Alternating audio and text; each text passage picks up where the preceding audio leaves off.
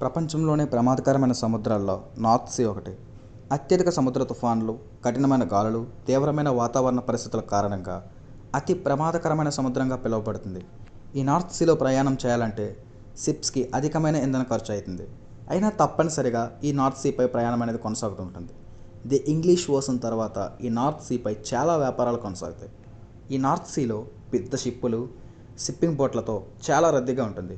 Navigate చేయడానికి చాలా కష్టంగా ఉంటుంది. దానికి తోడు అన్ప్రెడిక్టబుల్ వెదర్ కండిషన్స్ వల్ల ఈ సముద్రంలో నావిగేట్ చేయడం చాలా కష్టం.